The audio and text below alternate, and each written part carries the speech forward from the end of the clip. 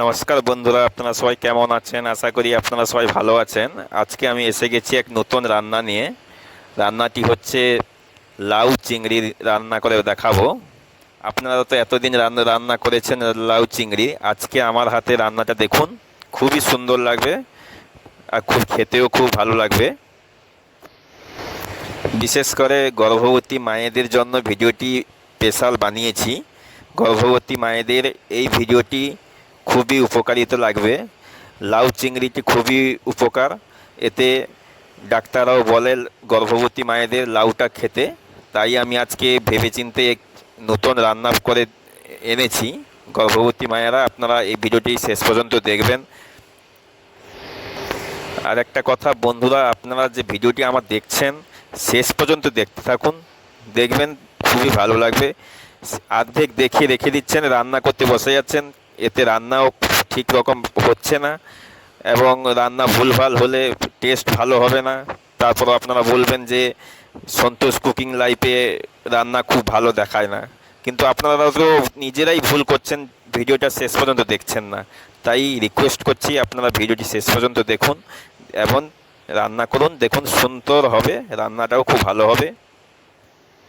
তাই বেশি কথা না বাড়িয়ে ভিডিওটি আজকে শুরু করব।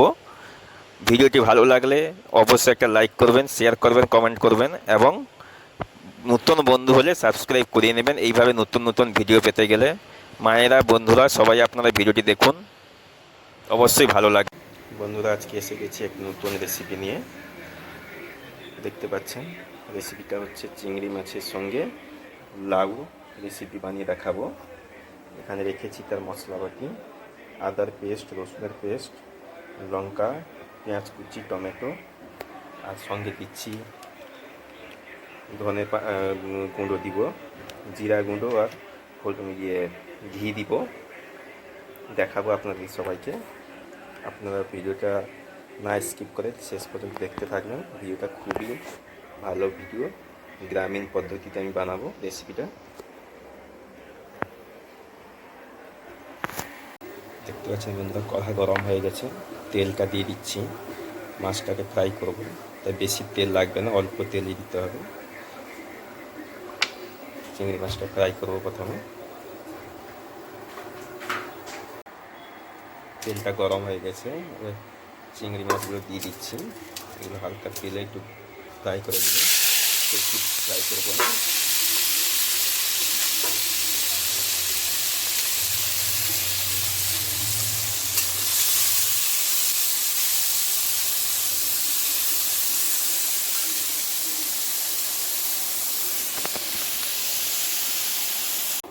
দেখতে পাচ্ছেন বন্ধুরা, চিংড়ি মাছটা আমার ভাজা হয়ে গেছে। অল্প ভেজেছি, বেশি ভাজলে চিংড়ি মাছটা টাইট হয়ে যাবে, তো খেতে এত মজা আসবে না, সেই অল্প ভেজেছি। আপনারাও চাইলে এইভাবে ভাজতে পারেন। এবার এটাকে নামিয়ে নেব। মাছটা নামানো হয়ে গেছে, দেখতে পাচ্ছেন এখানে রেখেছি। এবার এই কড়াই মশলাটা করবো। এবার দেখতে পাচ্ছেন বন্ধু, কড়া গরম হয়ে গেছে, এবার তেলটা দিয়ে দিচ্ছি।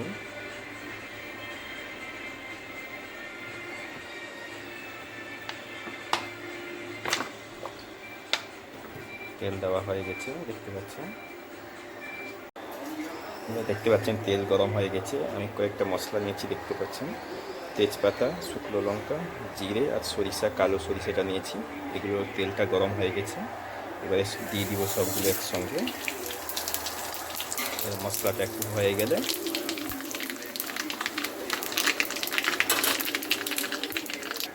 দেখতে পাচ্ছেন বন্ধুরা, মশলাটা হয়ে গেছে। এবার পেঁয়াজ কুচিটা দিয়ে দেবো।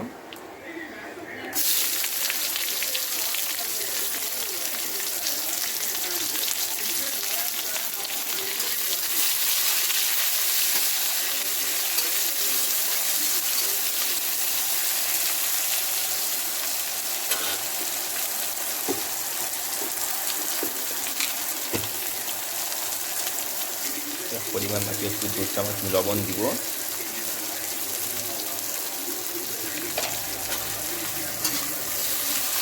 ভালো করে ফোড়নটার সঙ্গে পেঁয়াজটাকে মিক্স করাবো।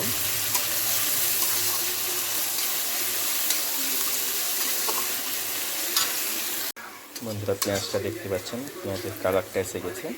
এবার রসুনের পেস্টটা রেখেছি, রসুনের পেস্টটা দিয়ে দিলাম, ভালো করে মিক্স করবো।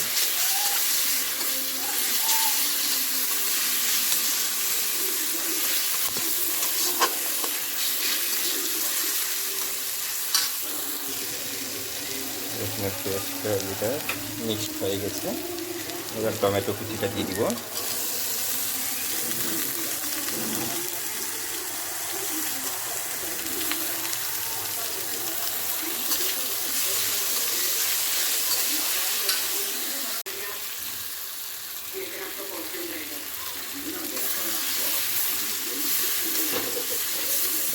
আদাটা দিয়ে দিয়েছি, লঙ্কাটা কাঁচা লঙ্কা দেওয়া হয়েছে, মিক্স করছি এখন মশলাটাকে ভালোভাবে।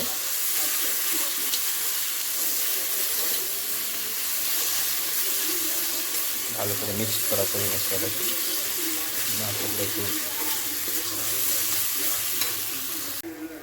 বন্ধুরা মশলাটা দেখতে পাচ্ছেন পুরো হয়ে গেছে।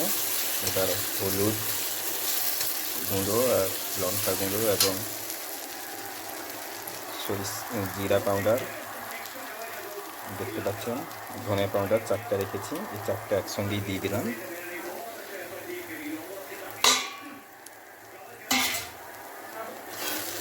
একসঙ্গে ভালো করে মিক্সড করাতে হবে।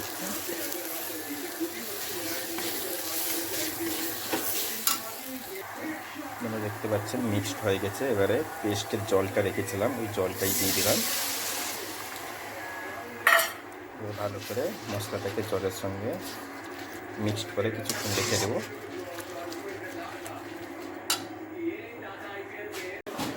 বন্ধুরা দেখছেন মশলাটা হয়ে গেছে আমার। এবার লাউগুলো দিয়ে দেব।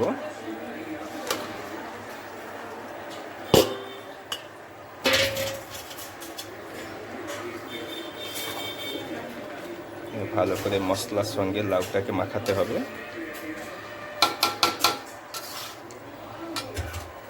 দেখতে পাচ্ছেন বন্ধুরা মিক্সড হয়ে গেছে। এবারে অল্প পরিমাণে একটু লবণ দিয়ে দিলাম। এবার ভালো করে মিক্সড করে 15 মিনিটের জন্য থালা চাপিয়ে রেখে দেবো।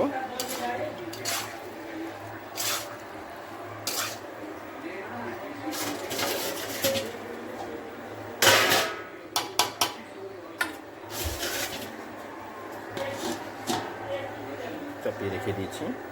বন্ধুরা এবার থালাটা বের করছি। দেখতে পাচ্ছেন লাউগুলো সিদ্ধ হয়ে গেছে। এবার চিংড়ি মাছগুলো দিয়ে দিলাম।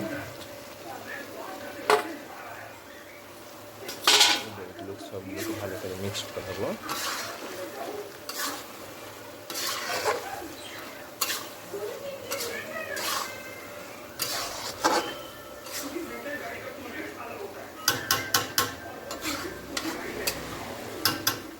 এইভাবে কিছু সময়ের জন্য থালার চাপিয়ে আবার রেখে দেবো। বন্ধুরা দেখতে পাচ্ছেন রান্না আমার কমপ্লিট হয়ে গেছে, পুরো কমপ্লিট হয়ে গেছে। এবার একটু গরম মশলা রেখেছিলাম, মশলাটা দিয়ে দিলাম। ভালো করে মিক্সড করে দিয়ে থালা চাপিয়ে রেখে দেবো। বন্ধুরা কেমন হলো রেসিপিটা জানাতে ভুলবেন না। যদি ভালো লেগে থাকে লাইক করবেন, কমেন্ট করবেন, শেয়ার করবেন। নতুন বন্ধু হলে সাবস্ক্রাইব করে নেবেন। আজকের জন্য রেসিপিকে দেখার জন্য ধন্যবাদ।